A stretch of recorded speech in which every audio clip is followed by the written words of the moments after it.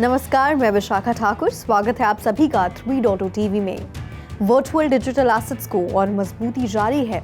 ये कदम वीकेंड में शुरू हुआ क्योंकि हालिया रैली ने लाभ लेने को प्रेरित किया, जबकि रेगुलेटर्स ने यूएस में थोड़ी राहत की पेशकश की, जिसमें इंडस्ट्री के लिए अलग रेगुलेटरी फ्रेमवर्क के लिए कॉइनबेस के रिक्वेस्ट को अस्वीकार करना शामिल है। इसकी वजह से मार्केट कैपिटलाइजेशन के हिसाब से सबसे बड़ी क्रिप्टोकरेंसी बिटकॉइन $41,000 के स्तर तक गिर गई। ये हाल ही में 1.9% की गिरावट के साथ $41,351 पर ट्रेड कर रही थी। ईथर दूसरी सबसे बड़ी क्रिप्टोकरेंसी उसी अवधि में 1.6% की गिरावट के साथ $2,192 पर ट्रेड कर रही थी। टोकन बीटीसी से बेहतर प्रदर्शन कर रहा है और बढ़ती साइड चेन एक्टिविटी से लाभान्वित हो रहा है। दूसरी ओर हाल ही में कीमतें 20 महीने के उच्चतम स्तर पर पहुंचने के बाद बिटकॉइन में मॉडरेट सेल ऑफ देखी जा रही है। पिछले हफ्ते ये 5% से अधिक कम हो गया। ये याद रखना चाहिए कि जेपी मॉर्गन के एनालिस्ट ने सावधानी बरतने की सलाह दी, क्योंकि उनका मानना है कि निकट अवधि में स्पॉट बीटीसी ईटीएफ के लिए regulatory approval by the rumour या सेल द फैक्ट इफेक्ट को ट्रिगर करेगा। ब्रॉडर मार्केट्स भी अपने प्रतिस्पर्धियों की तरह सुस्त रहे। एवलांच, बाइनेंस, एक्सआरपी, डोजकॉइन के लार्ज कैप टोकन गिरावट में थे। जाहिर है पिछले 24 घंटों में ग्लोबल क्रिप्टो मार्केट कैप 1.9% घटकर $1.57 ट्रिलियन हो गया। हालांकि टोटल क्रिप्टो मार्केट का वॉल्यूम 2.6% बढ़कर $48.1 बिलियन हो गया। डीफाई में टोटल वॉल्यूम वर्तमान में $6.5 बिलियन है और सभी स्टेबल कॉइन्स $42.7 बिलियन हैं, जो टोटल क्रिप्टो मार्केट के 24 घंटे की वॉल्यूम का क्रमशः 13.6% और 88.8% का प्रतिनिधित्व करता है। बिटकॉइन का डोमिनेंस वर्तमान में 51.55% है, जो दिन के दौरान 0.08% कम है। टॉप 15 टोकन का बैरोमीटर IC15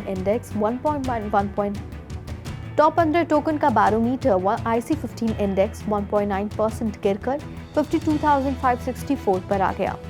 इस बीच डिजिटल एसेट्स के लिए अनुरूप नियमों की एक सिस्टम की ओर प्रेरित करने के लिए SEC को कॉइनबेस की पिटीशन को रेगुलेटर्स ने शुक्रवार को खारिज कर दिया। ये जानकारी मार्केट में अनिश्चितता लेकर आई है और इसलिए कीमत में गिरावट आई।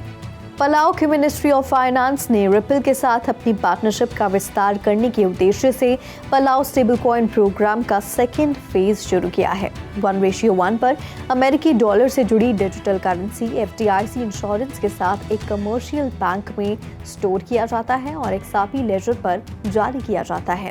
सेकेंड फेज रेगुलेटरी कंप्लायंस सुनिश्चित करते हुए मार्केटिंग और सस्टेनेबल डेवलपमेंट गोल के लिए नए कोलैबोरेशन स्थापित करने, डिजिटल इकोसिस्टम के विकास को और साधा बढ़ाने के लिए और उसे प्राथमिकता देने और यूजर एंगेजमेंट बढ़ाने पर केंद्रित है।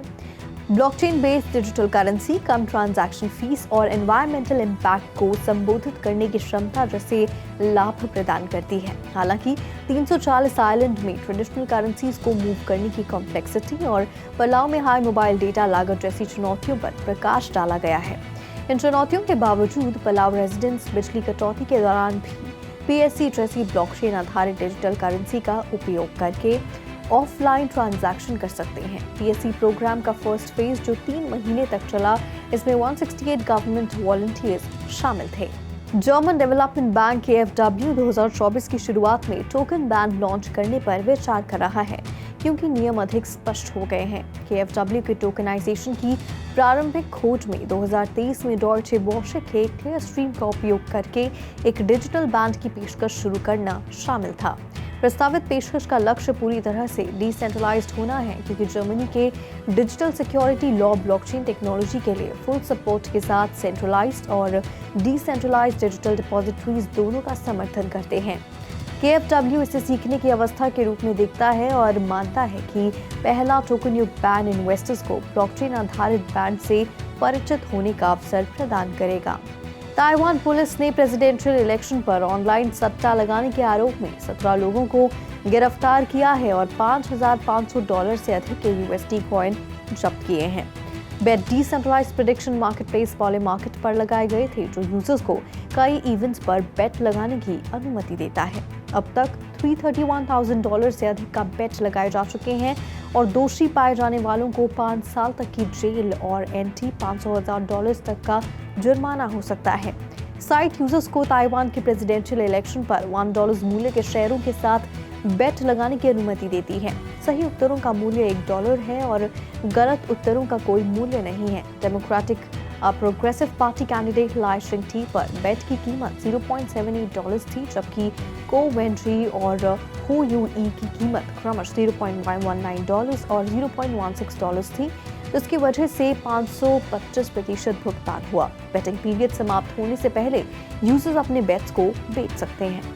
साउंडस्केप VR और PC के लिए एक प्रमुख musical metaverse consumer electronics show 2024 में अपने लेटेस्ट वर्जन का अनावरण करेगा। 2017 में लॉन्च किया गया साउंडस्केप VR एक म्यूजिक फेस्टिवल के माहौल की नकल करते हुए एक इमेजिनेटिव और इंटरैक्टिव लिसनिंग एनवायरनमेंट प्रदान करता है। यूजर्स म्यूजिक का आनंद लेने के लिए पर्सनलाइज्ड एवटार्स का उपयोग करके स्वतंत्र रूप से या ऑनलाइन वर्चुअल दुनिया का पता लगा सकते हैं। ये प्लेटफॉर्म अनरियल इंजन 5 पर बनाया गया है, जो अपग्रेडेड ग्राफिक्स और प्ले मैकेनिक्स प्रदान करता है। ये इंजन पर मूल्य रूप से विकसित किया गया पहला प्रमुख VR एक्सपीरियंस है, जिसमें साउंडस्केप एवटार क्रिएशन कैपेबिलिटीज और कंपनी के ऑडियो विजुअल इंजन के V4 रिलीज जैसे एनहांसमेंट शामिल है। साउंडस्केप ने ग्रिश, स्लैश, एवरनेसेंस और गूज सहित पॉपुलर आर्टिस्ट के साथ पार्टनरशिप की है, जिन्होंने PC और VR दोनों प्लेटफॉर्म्स पर वर्चुअल परफॉर्मेंसेस को सुलभ बनाया है। ऑटोमोबिली लैम्बोर्गिनी ने रोब्लॉक्स पर लैम्बोर्गिनी लैंसडोर लैब ऑफिशियल डिजाइन और ड्राइव एक्सपीरियंस लॉन्च किया है, जो एक वर्चुअल प्लेटफॉर्म है जो यूजर्स को upcoming all electric ultra GT car Lanzador के ब्रांड के डिजाइन और टेक्नोलॉजी का पता लगाने की अनुमति देता है। रोब्लॉक्स पर इमर्सिव 3D एक्सपीरियंस यूजर्स को लैम्बोर्गिनी के कटिंग एज डिजाइन और टेक्नोलॉजी से जुड़ने की अनुमति देता है, जिससे कि लैंसडोर की विशेषताओं के बारे में प्रारंभिक जानकारी मिलती है। प्लेटफॉर्म कस्टमाइजेबल ऑप्शन और इंटरैक्टिव कंपोनेंट भी प्रदान करता है, जो लैम्बोर्गिनी के सिग्नेचर इनोवेशन और स्टाइल को मेटावर्स में लाता है। यूजर्स लैम्बोर्गिनी म्यूजियम की एक वर्चुअल रेप्लिका का टूर कर सकते हैं। लैम्बोर्गिनी के एड पर्सनम पर्सनलाइजेशन प्रोग्राम के माध्यम से अपने डिजिटल लैंसडोर को कस्टमाइज कर सकते हैं और अपनी पर्सनलाइज्ड कार्स के साथ वर्चुअल रेसिंग टाइम ट्रायल में भाग भी ले सकते हैं। टेलीफोनिका और मेटा ने बुजुर्गों के लिए मिक्स्ड रियलिटी तक पहुंच को बढ़ावा देने के लिए पार्टनरशिप की है। इस पहल का उद्देश्य एक्सेसिबल और पर्सनलाइज्ड मिक्स्ड रियलिटी एक्सपीरियंसेस प्रदान करना है, जो कनेक्शन, मनोरंजन और सीखने को बढ़ावा देता है। मेटा क्वेस्ट 3 डिवाइसेस का उपयोग एक्सेसिबल कंटेंट प्रदान करने के लिए किया जाता है, जिसमें कम दृष्टि या मोटर समस्याओं वाले लोगों के लिए वॉइस असिस्टेंस और इंटरैक्शन जैसी सुविधाएं शामिल हैं।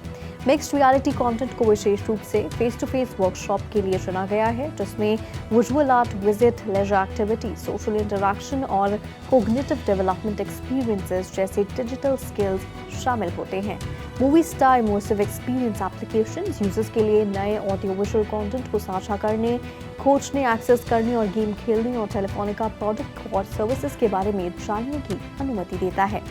प्रसिद्ध जापानी इलेक्ट्रॉनिक कंपनी कैसियो ने 4 महीने से भी कम समय में एक्सक्लूसिव डिजिटल आर्ट कलेक्टिबल का दूसरा बैच लॉन्च किया है। नए NFTs में कैसियो के आइकॉनिक G-Shock ब्रांड की घड़ियां शामिल हैं और NFT से जुड़े इंसेंटिव की पेशकश की गई है। नए NFT में भविष्य के वर्चुअल G-Shock डिजाइन के 2000 डिजिटल आर्ट पीसेस शामिल हैं। कंपनी ने घोषणा की कि सेल 16 दिसंबर 2023 से शुरू होगी और 18 दिसंबर तक केवल मौजूदा कम्युनिटी मेंबर के पास ही पहुंच होगी, जबकि उन्हें पब्लिक किया जाएगा। इथेरियम NFT ओनर्स को कैसियो के साथ exclusive behind the scenes experience मिलेगा, जिसमें टोक्यो में G-Shock लैबोरेटरी का दौरा और डिजाइनरों के साथ एक राउंड टेबल डिस्कशन शामिल है। NFT कलेक्टर्स को वर्चुअल G-Shock वॉचेस से जुड़ी behind the scenes material, NFT की नेक्स्ट वेव खरीदने की प्राथमिकता और नए डिजिटल कैसियो प्रोडक्ट बनाने में सहयोग प्राप्त होगा। स्पीलवर्क्स एक ब्लॉकचेन गेमिंग स्टार्टअप ने दुनिया के सबसे बड़े NFT प्लेटफॉर्म एटॉमिक हब का अधिग्रहण करने के लिए द हैशग्राफ एसोसिएशन से फंडिंग हासिल की है। ये अधिग्रहण अपने बिजनेस को बढ़ाने और ग्लोबल वेब3 गेमिंग इकोसिस्टम में सुधार करने की स्पीलवर्क्स की महत्वाकांक्षा का हिस्सा है। हेडरा के हाई परफॉर्मेंस और ओपन सोर्स पब्लिक लेजर का लाभ उठाकर स्पीलवर्क्स का लक्ष्य वेब3 गेमिंग स्पेस के भीतर अधिक सहयोग को बढ़ावा देना है। संभावित रूप से हेडरा पर निर्माण करने वाले डेवलपर्स की संख्या में वृद्धि करना और दुनिया भर में गेमर्स के लिए नए वैल्यू को अनलॉक करना है।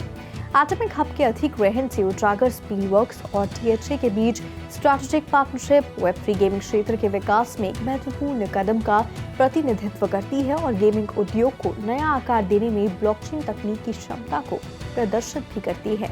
अटैकर्स ने NFT trader peer to peer trading application से लगभग $3 मिलियन मूल्य के NFT चुरा लिए हैं, जिसमें 37 बोर्ड एप्स, 30 म्यूटेंट एप्स और वी फ्रेंड्स और वर्ल्ड ऑफ विमेन कलेक्शन से NFT शामिल हैं।